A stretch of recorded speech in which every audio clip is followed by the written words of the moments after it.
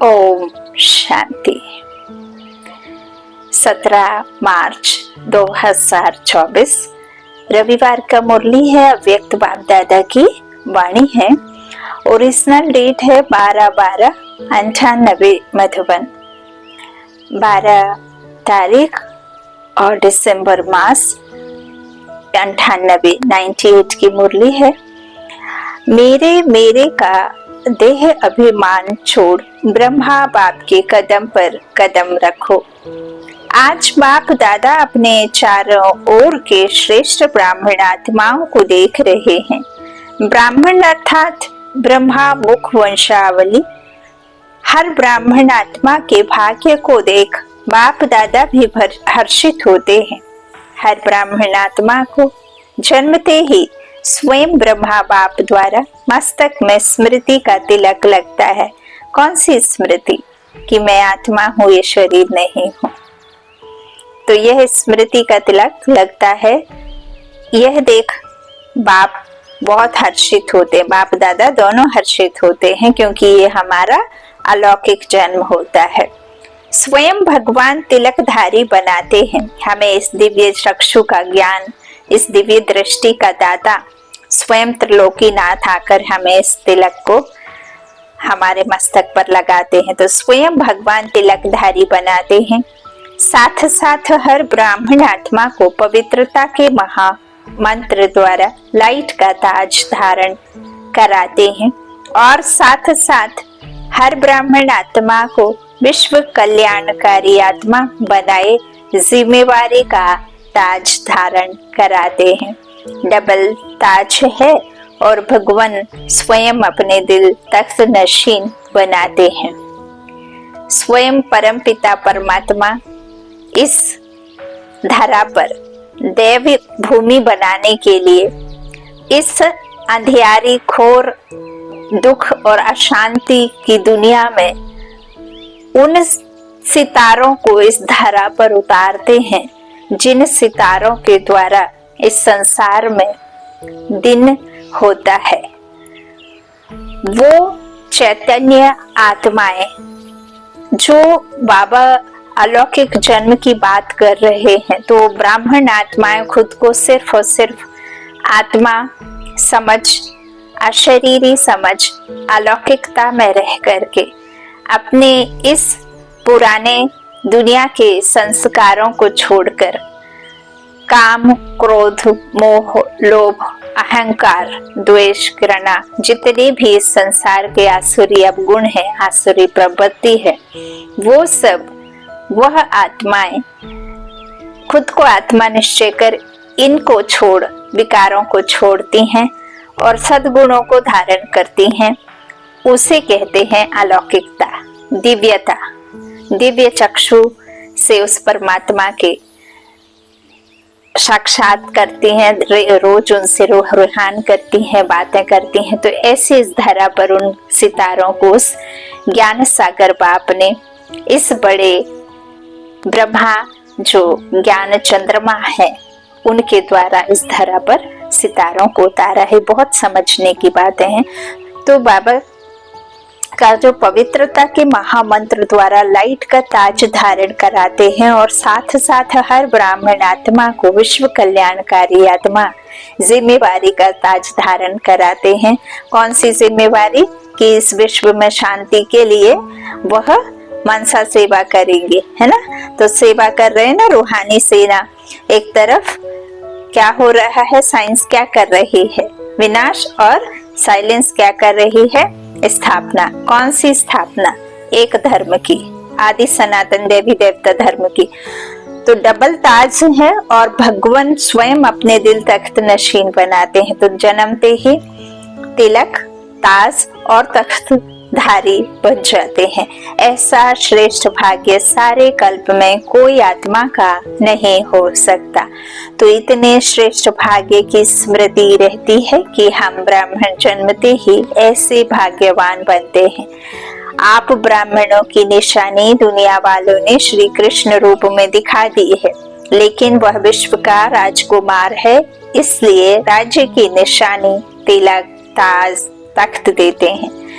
फिर भी उसको छोटेपन में तिलक, ताज, तख्त नहीं मिलता, लेकिन आप ब्राह्मणों को तिलक, ताज और तख्त तीनों ही प्राप्त होता है।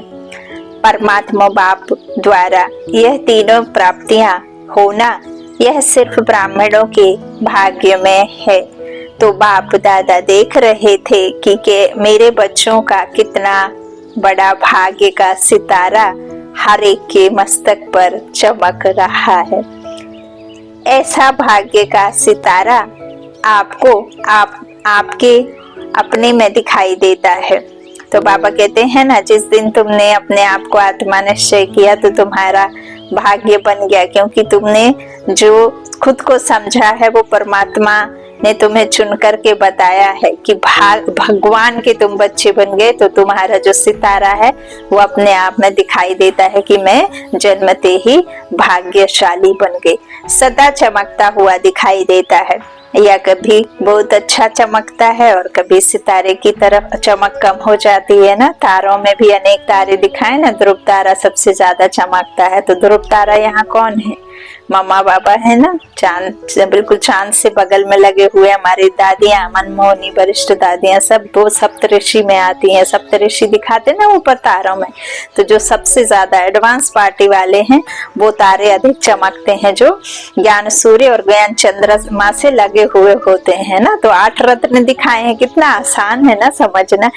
तो यह जो लौकिक में स्थूल में हम ये मांडव पे सितारे, जो चांद और सितारे जो रात होती है उसमें दिखाते हैं, तो उसके पीछे भी कोई ना कोई रियलिटी, यथार्थ बाबा ने हमें ज्ञान दिया है। तो बाबा कहते कभी बहुत अच्छा चमकता है और कभी सितारे की चमक कम हो जाती है। तो ये बाबा ने ब्राह्मणों की स्थिति के बारे में बताया है कि ऊपर नीचे हो जाती है, इसलिए उनके माला का गायन नहीं। तो यह भाग्य का सितारा, विचित्र सितारा है।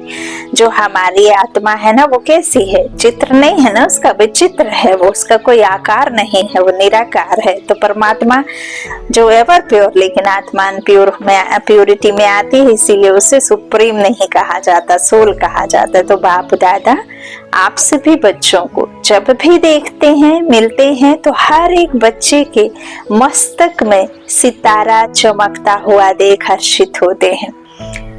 सितारा चमकते चमकते चमक कम क्यों होती है, उसके कारण को आप सब अच्छी तरह से जानते हो। बाप दादा को बच्चों का चार्ट देखकर मुस्कुराहट भी आती। जब भी किसी से पूछो कि क्या बनना है, लक्ष्य क्या है, तो मेजॉरिटी का एक ही जवाब होता है कि नंबर 1 बनना है, सूर्यवंशी बनना है। चंद्रवंशी राजा राम सीता भी बनने नहीं चाहते, लेकिन जब लक्ष्य सूर्यवंशी नंबर 1 का है तो जैसा लक्ष्य वैसे लक्षण सदा सूर्यवंशी का दिखाई देना आवश्यक है। बच्चों का लक्ष्य सूर्यवंश का है, अर्थात सदा विजयी का है। नंबर 1 सूर्यवंशी की निशानी है सदा विजयी। सूर्य की कलाएं कम और ज्यादा नहीं होती, उदय होता है और अस्त होता है ना। चंद्रमा की कलाएं कम और ज्यादा होती हैं, लेकिन सूर्य की नहीं होती, उदय होता है और अस्त होता है ना। तो ये बाबा देखो आते हैं कल्प में एक बार और फिर ज्ञान दे करके चले भी जाते हैं, लेकिन चंद्रवंशी मुआफिक कलाएं कम नहीं होती हैं। तो जो बाबा यहाँ बता रहे कि जो सूर्यवंशी होते हैं ना, वो सूर्यवंशी पूरी 16 कला संपूर्ण रहते हैं, लेकिन चंद्रवंशी में आकर के क्या होता है, 2 कलाएं कम हो जाती हैं और सतो प्रधान दुनिया से ही उतरना शुरू हो जाते हैं, है ना। तो बाबा कहते हैं सतयुग को कहेंगे सतयुग, लेकिन चंद्रवंशी में कोई भी सतयुगी आत्मा नहीं होती, क्योंकि 14 कला हो जाता है। तो बाबा कहते हैं जैसे उदय होता है, सूर्य ही एक ऐसा है जो सिर्फ उदय और अस्त होता है, लेकिन चंद्रवंशी मुआफिक कलाएं कम नहीं होती हैं। यहाँ 2 तरह के आप अर्थ समझ सकते, एक तो ज्ञान सूर्य बाप का भी, और हम बच्चों का जो चंद्रवंशी और सूर्यवंशी राज्य की बाबा कह रहे हैं कि कलाएं कैसे कम और कैसे 16 कला होते हैं। तो सूर्यवंश की निशानी है सदा एक रस और सदा विजय। चंद्रवंश को क्षत्रिय कहा जाता है। क्षत्रिय जीवन में कभी हार होती, कभी जीत होती, कभी सफलता मूर्त और कभी मेहनत की मूर्त। युद्ध करना अर्थात मेहनत करना, चंद्रवंश की कलाएं एक रस नहीं होती, इसलिए लक्ष्य और लक्षण को समान बनाओ। जैसे लक्ष्य रखा है बाप समान बनने का, हर एक बच्चा यही कहता है कि बाप समान बनना है, तो बाप सदा सहज विजय स्वरूप है। अगर एक रस अवस्था नहीं है तो क्या नंबर 1 बनेंगे? वह नंबर वार में आएंगे। एक है नंबर 1 और दूसरा है नंबर वार। जिस हिसाब से जैसा आपका कर्म होगा उस हिसाब से आपको ऊपर से उतर करके अपने अपने कर्मों में आना होगा, अपने अपने ड्रामा के पार्ट में आना होगा। तो 4 युग में 2 युग तो बाप के हैं, जिसकी बाप ने स्थापना की, जिसे सुख की दुनिया कहा। फिर भी जो सतयुगी राज्य है, जिसे बाबा ने कहा महाराजा महारानी है ना, लक्ष्मी नारायण का सूर्यवंशी घराने का राज्य, तो वहां चंद्रवंशी तो आएगा नहीं, क्योंकि चंद्रवंशी बाबा ने कहा कि ऊपर नीचे होती रहती है, कभी लड़ाई करते हैं है ना विकारों से, कभी उससे हार खा कर बैठ जाते हैं। तो ये युद्ध जो अपने विकारों से होती रहती है, तो वो ऊपर नीचे होती रहती, तो एक रस स्थिति कैसे कहेंगे? बाबा कैसा है? बाबा कभी कमता बढ़ता नहीं है ना। सूर्यवंशी घराने के कैसे होते हैं? उसमें कोई कलाओं की कमती नहीं होती ना, ऊंच बड़ी नहीं होती, तो वो चंद्रवंश में होती। तो यही बाबा कह रहे कि जैसे लक्ष्य रखा है बाप समान बनने का, हर एक बच्चा यही कहता है कि बाप समान बनना है, तो बाप सदा सहज विजय स्वरूप है। अगर एक रस अवस्था नहीं है तो क्या नंबर 1 बनेंगे? वह नंबर वार आएंगे। तो पिछाड़ी में जैसे जैसे आते जाएंगे, धर्म की स्थापनाएं भी होती है ना फिर द्वापर से, तो फिर वैसे वैसे अपने हिसाब से आते रहेंगे। या तो आप गोल्डन एज में, सिल्वर एज में जो है वो आ जाएंगे सारे बाबा के। फिर द्वापर से कौन आते हैं? कॉपर एज वाले आते हैं ना, है ना। तो वो वहां मनुष्य की दुनिया में आने शुरू हो जाते। तो ये समझने का है। तो नंबर वार में आएंगे। एक है नंबर 1 और दूसरा है नंबर वार। तो अपने से पूछो, हम नंबर 1 है व नंबर वार की लिस्ट में है। नंबर 1 अर्थात फॉलो ब्रह्मा बाप। बाप दादा सहज साधन बताते हैं कि फॉलो करने में मेहनत कम लगती है। ब्रह्मा के पांव अर्थात कदम, हर कार्य के कदम रूपी पांव के निशान है, तो बाप पर पांव रखकर चलना सहज होता है। पांव पर पांव रख कर चलना सहज होता है, बाप पर नहीं, सॉरी, बाप के पांव पर कदम के कदम निशान। तो बाबा कहते हैं तो पांव पर पांव रख कर चलना सहज होता है, नया रास्ता नहीं ढूंढना है, पांव पर पांव अर्थात कदम पर कदम रखना है। जो भी कार्य करते हो, चाहे मन सा संकल्प करते हो, चाहे बोलते हो, चाहे कर्म में संबंध संपर्क में आते हो, हर कर्म करने के पहले यह सोचो कि जो मैं ब्राह्मण आत्मा कर्म कर रहा हूँ, क्या यह ब्रह्मा बाप समान है? चेक करो, ब्रह्मा बाप का संकल्प क्या रहा, मेरा संकल्प भी उसी प्रमाण है। हर बोल ब्रह्मा समान है। अगर नहीं है तो नहीं करना है, ना सोचना है, ना बोलना है, ना करना है। ऐसे नहीं, ब्रह्मा बाप का कदम एक और बच्चों का कदम दूसरा। तो जो लक्ष्य है, मंजिल है बाप समान बनने का, वह कैसे होगा? अगर ब्रह्मा के हर कदम समान, कदम पर कदम फॉलो करते चलेंगे, तो एक तो सदा अपने को सहज पुरुषार्थी अनुभव करेंगे और सदा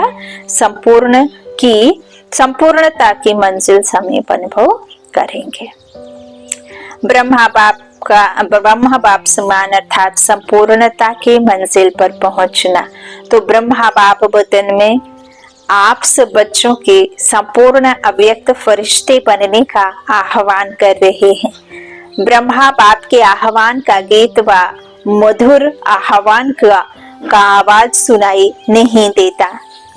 आओ बच्चे, मीठे बच्चे, जल्दी जल्दी आओ, यह गीत व बोल सुनाई नहीं देता। ब्रह्मा बाप का आवाज सुनो, कैच करो। ब्रह्मा बाप यही कहते कि बच्चे 99 वर्ष का सोचते बहुत है, क्या होगा, यह होगा, वह होगा, यह होगा व नहीं होगा, यह होगा, इस सोच में ज्यादा रहते हैं। यह तो नहीं होगा, कभी सोचते होगा, कभी सोचते नहीं होगा, यह होगा, होगा का गीत गाते रहते हैं, लेकिन अपने फरिश्तेपन के संपूर्ण स्थिति में तीव्र गति से आगे बढ़ने का श्रेष्ठ संकल्प कम करते हैं, गे में लगे रहते हैं।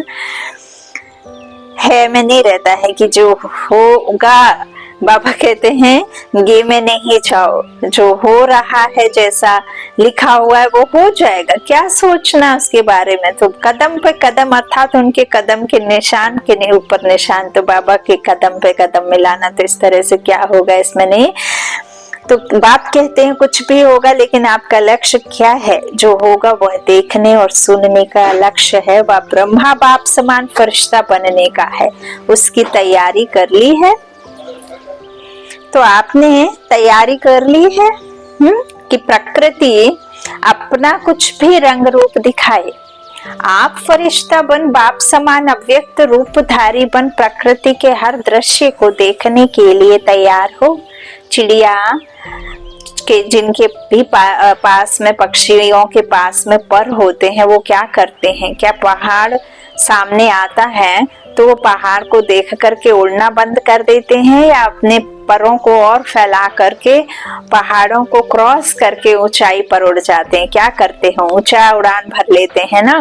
तो आप पंछी कैसे हो, आपको भी किसी भी परिस्थितियों में, किसी भी प्रकार के इस अचल, जो बाबा कहते हैं ना, अभी क्या चल रहा है यहाँ पर, प्रकृति का, हर किसी का, हर चीज का यहाँ क्या हो रहा है, परिवर्तन हो रहा है। तो हर एक जगह से, हर एक समय किसी भी प्रकार की आपदा प्रकृति के द्वारा या किसी भी रिश्तों के द्वारा आ सकती है, समस्या आ सकती है। तो आप उससे समस्या समझेंगे, या आप अपनी सीट पर सेट हो करके उड़ते पंछी के माफिक उड़ जाएंगे, हर एक मुश्किल को पार करके ऊपर उड़ते कला में रहेंगे, क्या करना।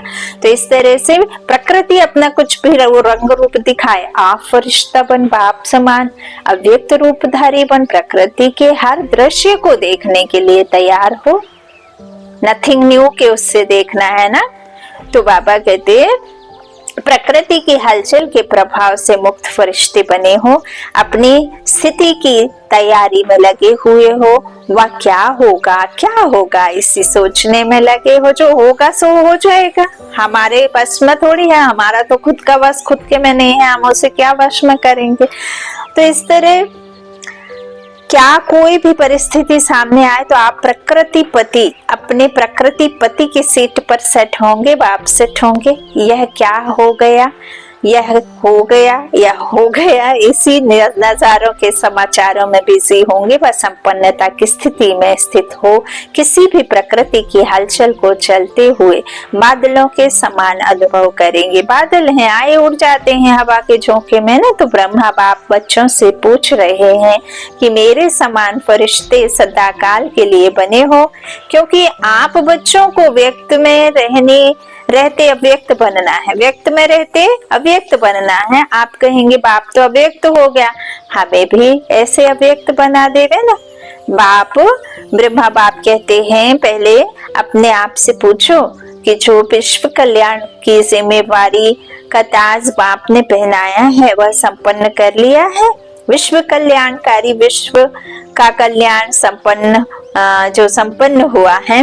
तो ब्रह्मा बाप तो अव्यक्त इसलिए बने कि बच्चों को विश्व कल्याण का कार्य देकर बंधन से भी मुक्त हो, सेवा की रफ्तार तीव्र कराने के निमित्त बनना था, जिसका प्रत्यक्ष स्वरूप चारों ओर देख रहे हो, चाहे देश में चाहे विदेश में।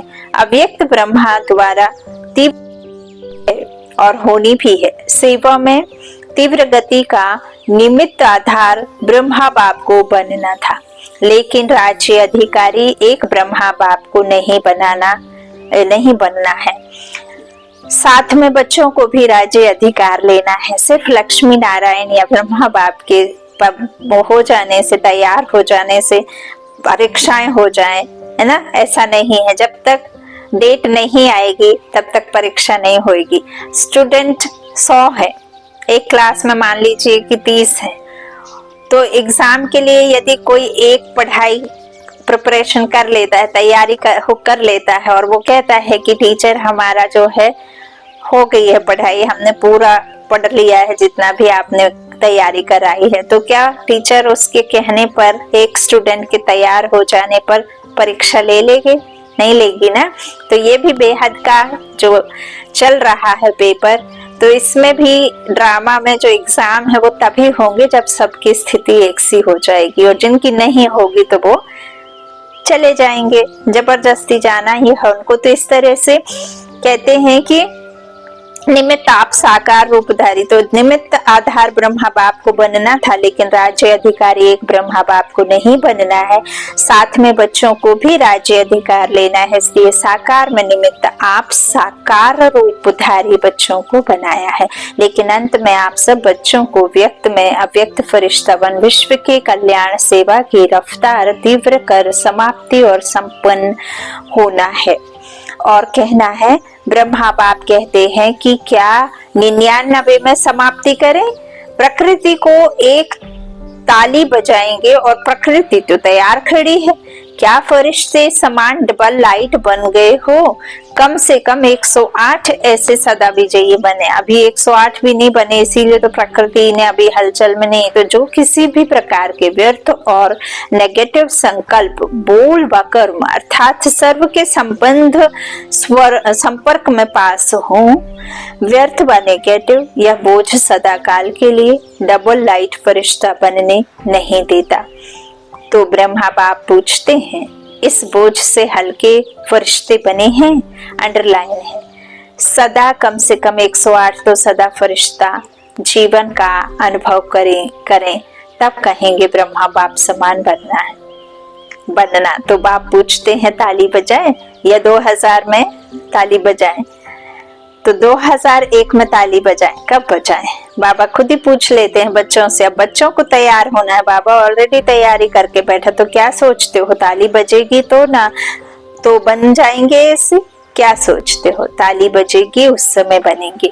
क्या होगा? बजाएं ताली, बोलो तैयार हो, पेपर लेवें, ऐसे थोड़े ही मान जाएंगे। पेपर लेंगे, टीचर्स बताओ पेपर लें, सब छोड़ना पड़ेगा।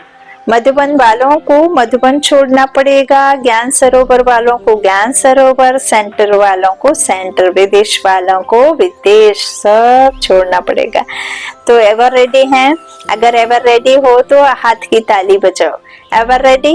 पेपर लें, कल अनाउंसमेंट करें, वहां जाकर भी नहीं छोड़ना है, वहां जाकर थोड़ा ठीक करके जाऊं नहीं, तो थोड़ा ठीक करके आऊं नहीं, जहां हूं वहां हूं, ऐसे एवर रेडी।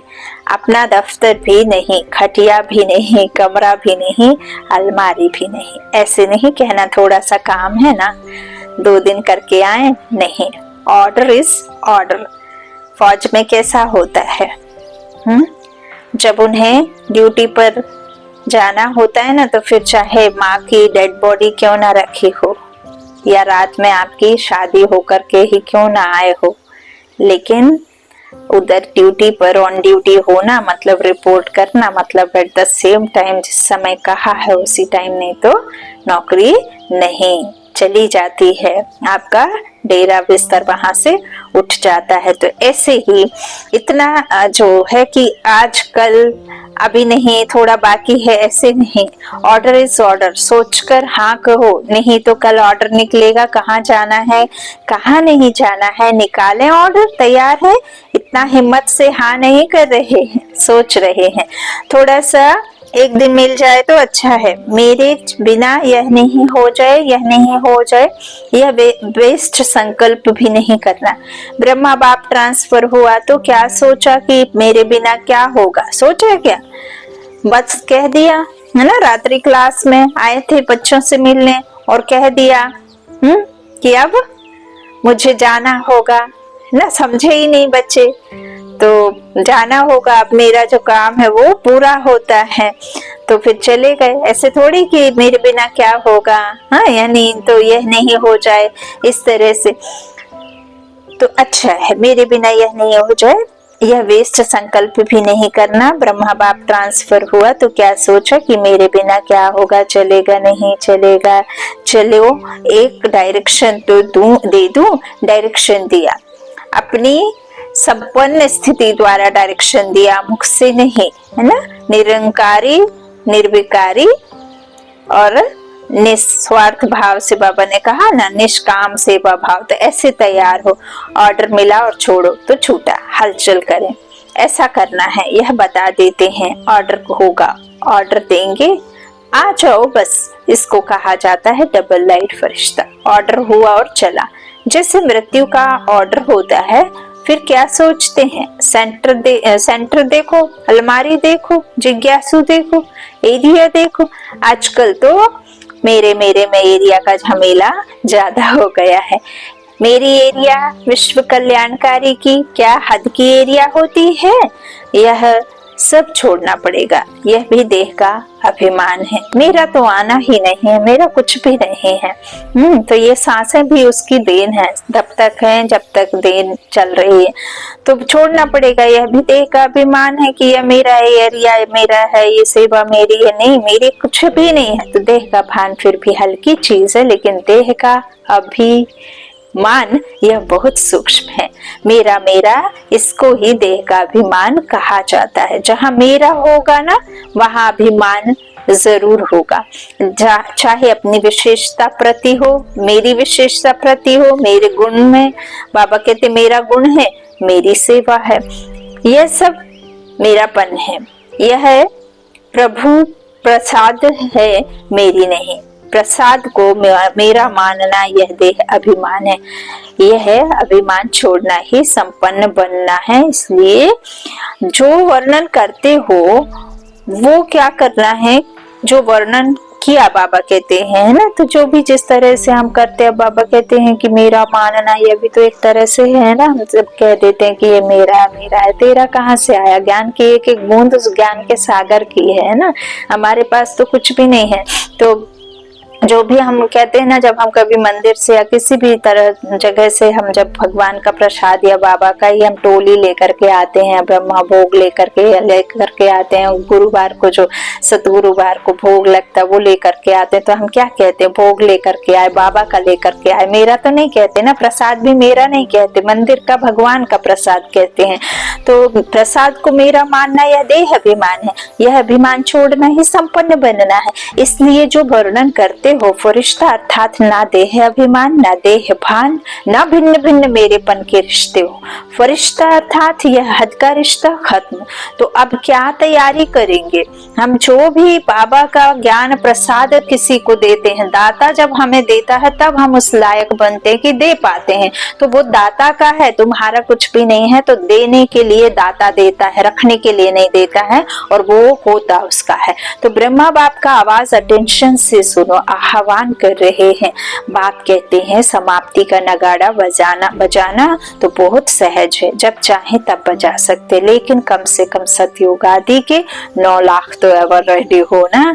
चाहे नंबर 1 चाहे नंबर वार हो, नंबर 1 तो थोड़े होंगे, ये तो पता ही है। तो कम से कम 108 नंबर 1, 16,000 नंबर 2, 9 लाख नंबर 3। लेकिन इतने तो तैयार हो जाएं। अब ये 108 और 9 क्या है? जो डिनाई 9 तो जिसमें 8 तो वहां पे डिनाइस्टी होंगी, मतलब प्रिंस प्रिंसेस कितने होंगे? 8, है ना। तो इस तरह से 9 तो भगवान है, ज्ञान सूर्य है, बाप है ना, नवा। फिर 108 जो राज्य में आएंगे, फिर 16,000, फिर 9 लाख। तो वो 9 लाख वो जो है ना, वो नंबर 3 में है। लेकिन इतने तो तैयार हो जाए, राजधानी तो तैयार होनी है। अभी रिजल्ट में बाप दादा ने देखा कि वर्तमान समय माया का स्वरूप नेगेटिव और व्यर्थ संकल्प का मेजॉरिटी में है, बहुत अधिक है। विश्व कल्याणकारी की स्टेज है। सदा बेहद की वृत्ति हो, दृष्टि हो और बेहद की स्थिति हो। वृत्ति में जरा भी किसी आत्मा के प्रति नेगेटिव या व्यर्थ भावना नहीं हो। नेगेटिव बात को परिवर्तन कराना यह अलग चीज है, लेकिन जो स्वयं नेगेटिव वृत्ति वाला होगा वह दूसरे के नेगेटिव को कभी भी पॉजिटिव में चेंज नहीं कर सकता। इसलिए हर एक को अपनी सूक्ष्म चेकिंग करनी है कि वृत्ति दृष्टि सर्व के प्रति सदा बेहद और कल्याणकारी है।